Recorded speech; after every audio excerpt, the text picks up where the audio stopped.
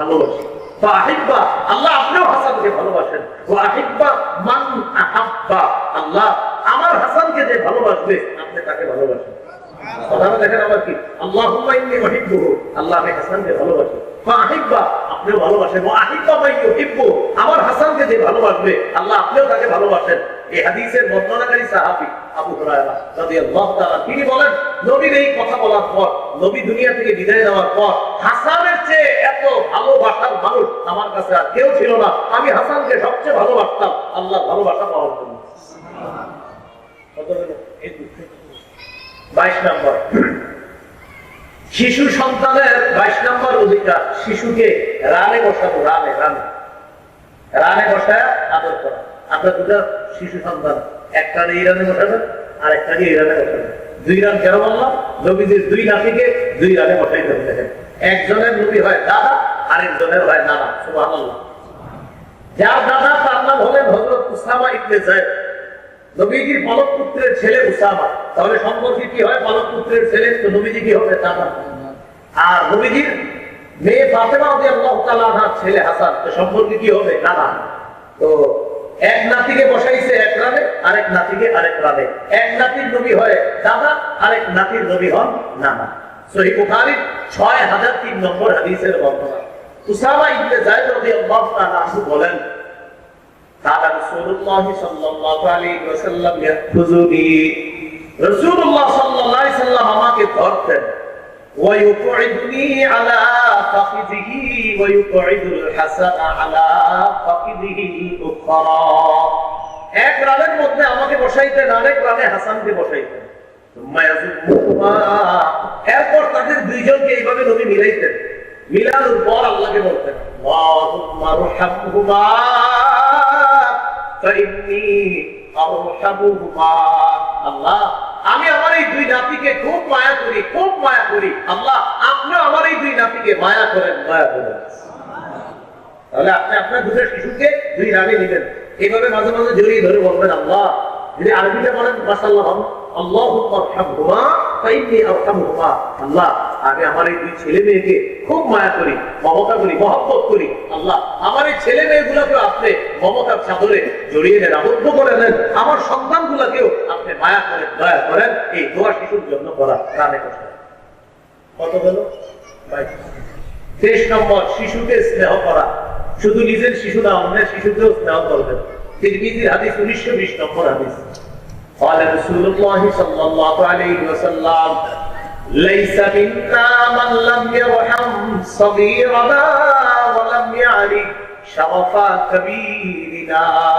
রাসূলুল্লাহ সাল্লাল্লাহু আলাইহি ওয়াসাল্লাম বলেন, যে ব্যক্তি শিশুকে স্নেহ করে না আর বড়কে শ্রদ্ধা করে না, সম্মান করে না, সে আমাদের অন্তর্ভুক্ত না। নিজের শিশুকেও মায়া করবেন, অন্যের শিশুকেও মায়া করবেন। কিছু মানুষ আছে সে শুধু নিজের শিশুকে মায়া করে, অন্যের শিশুদেরকে দেখলে মেজাজটা খারাপ করে রাখে। দেখবেন এর চেহারা দিয়ে তাকাইলে মনে হয় এশিয়া মহাদেশ চালায়, আসলে আপনাদের এলাকা সাধারণের সামনে বুঝে দিচ্ছে। ভাবে কি মনে হয়, কি বুঝায়, কি চালায়, আসলে বসে বসে কই এমন ভাবে থাকে। একটা শিশু আর দিকে তাকায়, শিশু ভয় পায়। শিশু দেখলে, তারা দেখলে ভয় পায়। তো আপনি কেন এইভাবে শিশুর সামনে থাকেন? হ্যাঁ, তাহলে আপনি কে? যার শিশুকে দেখবেন একটা হাসি দিবেন, একটা মুচকে হাসি দিবেন। এই বাচ্চাকে দেখলে একটা হাসি দিবেন, ওর মন বড় হয়ে যায়। আপনি এমন ভাবে তাকাইলেন ওর দিকে, ভয় পায়। এই রাস্তায় আর কোনোদিনই আপনি ধরে এটা কেন? এগুলো করবেন না। নিজের শিশুকে যেমন একটু হাসি দেন, অন্যের শিশুকে দেখলেও এমনি আপনার মন খারাপ থাকলেও ওরে একটা হাসি দিবেন। কারণ ও নিষ্পা, ও বুঝে না, ওর কোনো গুণা নাই, কিচ্ছু বুঝে না। ওরে একটা হাসি দিয়ে খুশি করেন, রব আপনাকে খুশি করে দিন।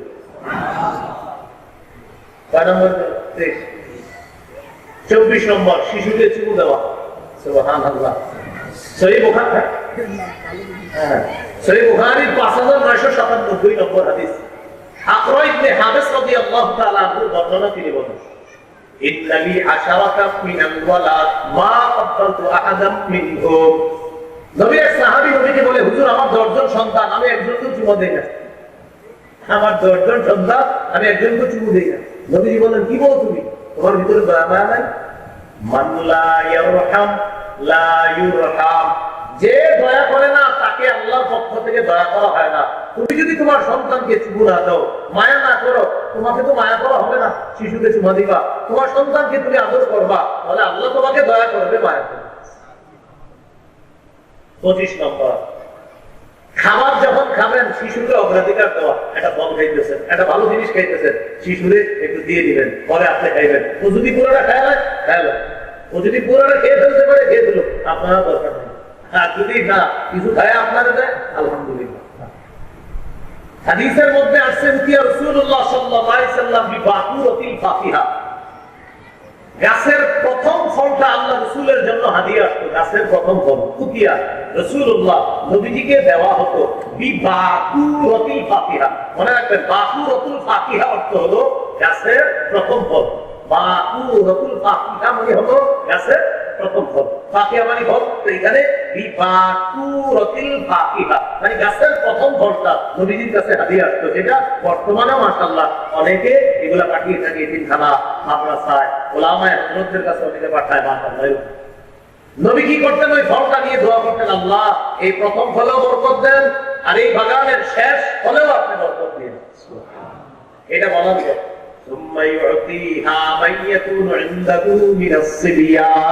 নবীজির পাশে যে শিশু থাকতো, ওই শিশুকে ফলটা দিয়ে দিতেন, নাও তুমি ফলটা খাও। সুবহানাল্লাহ। প্রথমে ফলটা নবীজি নিতেন, দিয়ে দোয়া করতেন, ফলের বাগানের জন্য দোয়া করতেন। এরপরে নবী তার পাশে থাকা শিশুকে দিয়ে দিতেন। কত নম্বর গেল? 25। 26 নাম্বার, এটা আমার সাথে সবাই বলে, বলেন, ছলে বলে, হাসির ছলেও, মজা করেও শিশুর সাথে মিথ্যা কথা বলা যাবে না। আব্বু এদিকে আসো, মজা দিব, আসার পর মজা দেন নাই, মিথ্যা কথা। আব্বু এদিকে আসো, তোমাকে খেলনা কিনে দিব, দেন নাই খেলনা কিনে, মিথ্যা কথা। শিশুর সাথে মিথ্যা কথা বলা যাবে না। দলিল আবু দাউদ 4991 নম্বর হাদিস। আব্দুল্লাহ ইবনে আমির রাদিয়াল্লাহু তাআলা আনহু বর্ণনা, তিনি বলেন, দাআতনি রাসূলুল্লাহ সাল্লাল্লাহু আলাইহি ওয়াসাল্লাম, দাআতনি উম্মি ওয়া রাসূলুল্লাহ সাল্লাল্লাহু আলাইহি ওয়াসাল্লাম ফি বাইতি। দাআতনি উম্মি, আমার আম্মা আমারে ডাকছে। নবীজি আমাদের বাসায় ছিলেন, আমার আম্মা আমাকে ডেকে বললেন, তাআল মুতিকা, বাবা এদিকে আসো, আমি তোমাকে কিছু দিব। নবীজি আমার আম্মাকে বললেন, মাযা আরতিয়ান তুতিহি, এই তুমি তোমার ছেলেকে কি দিবা? আমার আম্মা জবাব দিলেন, তুতিহি তাবা, হুজুর আমি আমার ছেলেকে খেজুর দিব। নবীজি বললেন, লাল্লাহ তুতিহি শাইআ কুতিবাত মিনকা ইনদাল্লাহি কাযিবা, তুমি যদি তোমার সন্তানকে ডাকার পর কিছু না দিতা, তোমার নামে আল্লাহর কাছে একটা মিথ্যা কথা লেখা হবে। কি দলিল আছে? আমরা কিন্তু এরকম মিথ্যা কথা প্রচুর বলি। অনেকে ভাবতেছে, হুজুর আপনি কি বললেন? এটা হাদিস বললাম। আবু দাউদ 4991 নম্বর হাদিস। নবীজি বলছেন, তুমি যদি শিশুকে ডাকার পর ছলে বলে ডাকলা, কিছু না দিলা, তোমার নামে একটা মিথ্যা কথা লেখা হবে। শিশুকেও ধোঁকা দেওয়া যাবে না। কত গেল? 26। 27 নম্বর, সহিহ বুখারীর বর্ণনা। শিশু সন্তানকে যখন খাবার খাবে, শিশু সন্তান যখন আমাদের কারোর সাথে যখন খাবার খাবে, তখন শিশু সন্তানকে খাবার খাওয়ার মাঝে মাঝে ভুল হইলে ভুল ধরিয়ে দেওয়া। এটা হলো 27 নম্বর। সহিহ বুখারীর বর্ণনা 5376 নম্বর হাদিস। এই হাদিসের মধ্যে আসছে, ওমর ইবনে আবি সালামা তিনি বলেন, আমি নবীজির ঘরে ছিলাম, ছোট মানুষ। কানাত ইয়াদি তাতিশু ফিস সাফহা, আমার হাতটা খাবার খাওয়ার সময় প্লেটে খালি চারদিকে যাইতো। মনে করেন এক লগে খাবার খায়, তো আমার হাত কখনো এখানে যায়, কখনো ওখানে যায়। নবীজি আমাকে বললেন, ইয়া গোলাম, এ বৎস শোনো, সামিল্লাহ, খাবারের শুরুতে বিসমিল্লাহ বলবা, ওয়াকুল বিয়ামিনিক, ডান হাতে খাইবা, ওয়াকুল বিম্মা ইয়ালিক, তোমার সামনে থেকে খাইবা। দেখেন কত সুন্দর, তিনটা সুন্নাহ একসাথে ঝিলে দিন। সামিল্লাহ, শোনো, বিসমিল্লাহ বলে খাইবা, ওয়াকুল বিয়ামিনিকা, ডান হাতে খাইবা, ওয়াকুল বিম্মা ইয়ালিকা, তোমার সামনে থেকে তুমি খাইবা। কিভাবে শিশুকে কথাগুলো নবীজি শিখাইয়া দিলেন? খাইবা আল্লাহর নাম নিয়ে, খাইবা ডান হাতে, তুমি খাবার খাইবা তোমার সামনে থেকে, তুমি এরকম পুরো প্লেটের মধ্যে হাত নাড়াচাড়া করা। এইভাবে শিশুকে আপনার ভুল হলে ভুল ধরিয়ে দেওয়া। আরেকটা হাদিস শুনেন, সহিহ বুখারীর বর্ণনা। হাসান রাদিয়াল্লাহু তাআলা একদিন খাবার খাইছে, ছোট মানুষ। কি করছে তিনি? হাসান রাদিয়াল্লাহু তাআলা আখাযাল হাসান তামারাতাম মিন তামরি সাদকা, সদকার একটা খেজুর উনি মুখের মধ্যে দিয়ে দিয়েছে। কিসের? নবী পরিবারের জন্য সদকা খাওয়া হারাম, নবী পরিবারের জন্য সদকা খাওয়া জায়েজ নেই। তো হযরত হাসান ছোট মানুষ সদকার খেজুর মুখে দিয়ে দিয়েছে। মুখে দেওয়ার পর নবীজি বললেন কিখ কিখ, কি বললেন? কিখ কিখ মানে হলো তাড়াতাড়ি গভীর মতো একটা বললেন, তাড়াতাড়ি বের করো, বের করো, মুখ থেকে বের করো, এটা বের করো। আমার সাহসা আন্না লা নাকুলু সাদাকা, তুমি জানো না আমাদের পরিবার সদকা খাই না আমরা, আমাদের জন্য সদকা হালাল না, এটা জানো না, তাড়াতাড়ি বের করো। কি শিখলাম? শিশু সন্তান আমাদের সাথে যখন খাবার খাবে, খাবার খাওয়ার সময় যদি কোনো ভুল করে তার এই ভুলটা ধরিয়ে দেওয়া। আল্লাহ আমাদেরকে এই কথাগুলা মনে রাখার তৌফিক দান করেন। কত নম্বর গেল? 27 নম্বর। 28 নম্বর, শিশুর মায়ের মাঝে আর শিশুর মাঝে বিচ্ছেদ না ঘটানো। ঝগড়া লাগিয়া বলে দিছে তোর ছেলের মুখ দেখবি না, কিন্তু মেয়ের মুখ দেখবি না, শিশুর মারে হুমকি দেয় ঘরের অভিভাবক না, এগুলো না বলে। তিরমিজির হাদিস 1526 নম্বর হাদিস, 1566 নম্বর হাদিস। এই হাদিসের মধ্যে আছে قال رسول الله صلى الله عليه وسلم من فرق بين والدة وولدها فرق الله بينه وبين أحبته يوم القيامة। নবীজি বলেন, কেউ যদি কোন শিশুকে তার মায়ের থেকে আলাদা করে দেয়, মায়ের কুল থেকে শিশুকে যদি আলাদা করে, ওই ব্যক্তিকে আর তার প্রিয়জনদেরকে কিয়ামতের মাঠে আল্লাহ আলাদা করে দিবে। এই কাজটা করবে তাকে আর তার প্রিয়জনদেরকে আল্লাহ কিয়ামতের ময়দানে আলাদা করে দিবে। কত গেল? 28। শিশুর অধিকার 29 নম্বর অধিকার। শিশু আর তার বাবা একসাথে বসে রয়েছে, শিশু আর তার অভিভাবক একসাথে বসা। আপনি পিছন থেকে আইসা শিশুরে সরাইয়া দিয়া ওর মাঝে আর ওর বাবার মাঝে বসলেন, এটা নিষেধ করা যাবে না। ও হঠাৎ আপনাকে দেখলে ভয় পাবে, ঘটনা কি? আমার আব্বার পাশে এসে গিয়ে বসলো, ভয় পাবে। রাসূলুল্লাহ সাল্লাল্লাহু আলাইহি ওয়াসাল্লাম লা ইয়াজলিসুর রাজুলু বাইনা রাজুলি ওয়া বাইনা ইবনিহি, তোমাদের কেউ যেন কোন ব্যক্তি আর তার সন্তানের মাঝখানে আইসা না বসে, তোমাদের কেউ যেন ব্যক্তি আর সন্তানের মাঝখানে আইসা না বসে। শিশু মানুষ হঠাৎ আপনাকে দেখতে ভয় পেতে পারে, অভিভাবকের সাথে বসা, কথার কথাই মাহফিলে বসা, আপনি কোত্থেকে আইসা মাঝখান দিয়ে ঢুকছেন, ও তো পুরো চিৎকার দিয়ে উঠবে, কে আমার পাশে? 6 নম্বর গেল না? 29 নম্বর। 30 নম্বর, শিশুর জন্য দোয়া করা। বলেন শিশুর জন্য কি করা? দোয়া করা। সহিহ বুখারীর বর্ণনা 6344 নম্বর হাদিস। আনাস রাদিয়াল্লাহু তাআলা আনহু আম্মা নবীজিকে বলেন, খাদিমুকা আনাস ইয়া রাসূলুল্লাহ, হুজুর আপনার খাদেম আনাস, উদউল্লাহ আলাহু, হুজুর আনাসের জন্য একটু দোয়া করেন। নবীজি দোয়া করলেন, আল্লাহুম্মা আকসির মালাহু ওয়া ওয়ালাদাহু ওয়া বারিক লাহু ফীমা আ'তাইতাহু। আল্লাহ আনাসের সম্পদ বাড়ায় দেন, আনাসের সন্তান বাড়ায় দেন, আর এই সন্তানের সম্পদের মধ্যে আপনি বরকত দান করেন। দোয়াটা দেখেন কি করছে, আল্লাহ আনাসের সম্পদ বাড়ায় দেন, সন্তান বাড়ায় দেন, সম্পদ আর সন্তানের মাঝে আপনি বরকত দান করেন। কত নম্বর গেল? 30। 31 নম্বর, সন্তানের জন্য বদদোয়া না করা। আবু দাউদ 1532 নম্বর হাদিস। قال رسول الله صلى الله عليه وسلم لا تدعوا على أنفسكم ولا على أولادكم ولا على أموالكم ولا على خدمكم وفي رواية لا تدعوا على أنفسكم ولا تدعوا على أموالكم ولا تدعوا على خدمكم ولا تدعوا على أولادكم। এই হাদিসে 4টা বদদোয়া করতে আল্লাহ নিষেধ করছে। মানুষ নবীজি সাল্লাল্লাহু আলাইহি ওয়াসাল্লাম নিষেধ করছে, লা তাদউ আলা আনফুসিকুম, তোমরা নিজেদের বিরুদ্ধে বদদোয়া করো না। মাঝে মাঝে বলে আমি যদি বলে দিতাম, হ্যাঁ এই বলে মানুষই আরে বলে আর কি, ইস মরে গেলে ঠিক হয়ে যেত, গাড়িটা নিচে পড়তাম একদম ভালো হতো না, এটা বলা যাবে। তোমরা নিজেদের বিরুদ্ধে বদদোয়া করবে না। 2, ওয়ালা তাদউ আলা আওলাদিকুম, সন্তানের বিরুদ্ধে বদদোয়া করবে না। তুই জানিস তোকে বলে বলতে পারলি না, রাখবে বলে ফেলে, এতজন মরে তুই বলতে পারছ না, এইভাবে বদদোয়া করা যাবে না। 3 নাম্বার, ওয়ালা তাদউ আলা খাদামিকুম, চাকর বাকরদের বিরুদ্ধে বদদোয়া করা যাবে না। সুবহানাল্লাহ, চাকরদের বিরুদ্ধে বদদোয়া করা যাবে না। 4, ওয়ালা তাদউ আলা আমওয়ালিকুম, সম্পদের বিরুদ্ধে বদদোয়া করা যাবে না। আমার সম্পদগুলো ধ্বংস হয়ে গেলে ভালো হইতো, তাহলে অন্তত তোর মতো সন্তানরা আমার চেহারা দেখা লাগতো না, এরকম অনেকে বইলে ফেলে আর কি, তোর মতো সন্তানকে দেওয়া লাগতো না, এগুলো না বলে। তাহলে নিজের ধ্বংসের জন্য বদদোয়া না করা, সন্তানের ধ্বংসের জন্য বদদোয়া না করা, খাদের চাকর বাকরের ধ্বংস আর বদদোয়া না করা, আর নিজের সম্পদ ধ্বংস হওয়া এই বদদোয়া না করা। কত গেল? 31। 32 নাম্বার, শিশু সন্তানের কোনো কিছু আপনি নিলে ওর অনুমতি লাগবে। আজিব কথা না? আজিব কথা মানে বুখারীর বর্ণনা 2602 নম্বর হাদিস, 2602 নম্বর হাদিস। কোন কথা কি দলিল ছাড়া হয়েছে পর্যন্ত একটা? তার মানে আপনি মনে মনে এটা নেওয়ার সুযোগ নাই, এইটা মনে হয় কেমন জানি না, এটা মনে হয় হাদিস, মনে হয় না, এটা ঠিক। শিশু সন্তানের কিছু নিতে হলে বলা, বাবা এটা নেই, আমি মা এটা নেই, হালাল জিনিস হইতে বাবা, আর আরাম জিনিস ওর হাতে তো অনুমতি লাগবে না, এটা ভেঙে বলবেন। বুখারী 2602 নম্বর হাদিসটা শুনেন।